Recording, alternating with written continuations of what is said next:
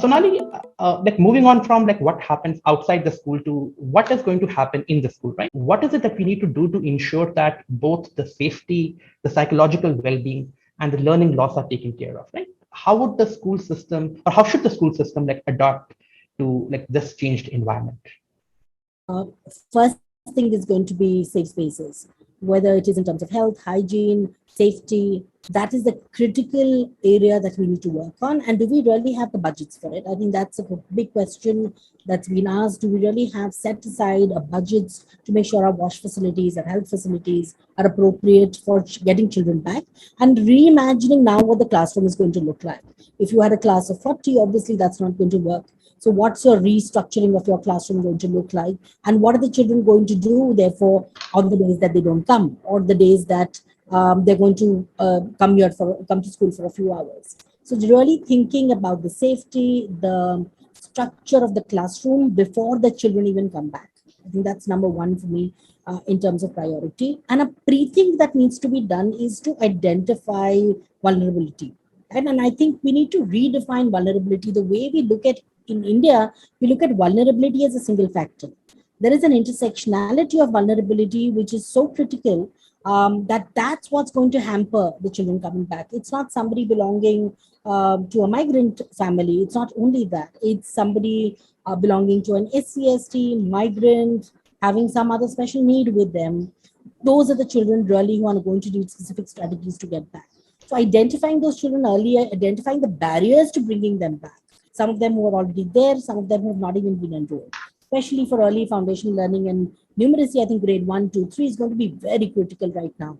With the whole focus on FLN, I think what we need to think about is where are those children right now? Do we have data for these children? Do we even know? Are we talking to, let's say, what the census is showing and what the school data is showing, right? Is there a disparity between the two?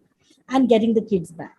The next, of course, is going to be what do you do with learning, the gaps that have happened. Somebody who's come in third standard, that means has come with 2 years of no learning at all. And that's a huge leap to take.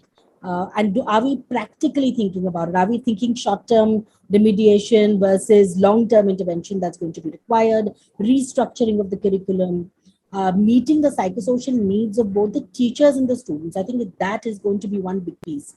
We've been talking about holistic education for a very long time, but I think it's only now during the pandemic that people have realized how important mental health is, how important it is to get to make sure that the children are learning holistically and not just reading and writing and doing math. That element has to be integrated very seamlessly in what is done. And that means a lot of capacity building for the teachers and the system as a whole. We as school systems have been invisible to all the populations who are vulnerable, have been invisible to these populations so far. Because for them, it was that my class is even, right? That's really what the perspective in teaching was. Now that you know that the unevenness has even increased more than it was before, are all the children really learning in the classroom? And therefore, how do you rethink learning? How do you rethink bridging? How do you rethink psychosocial support? I think a teacher will almost undergo a new role now.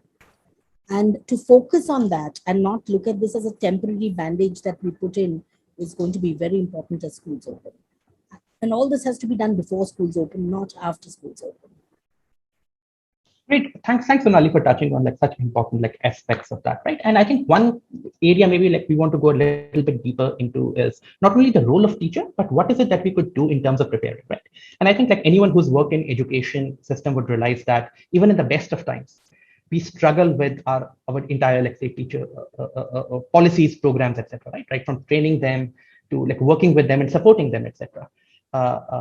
Post-pandemic, this becomes even more important. Like there's a lot of like real like learning and relearning and unlearning that has to happen not only for children but also for teachers.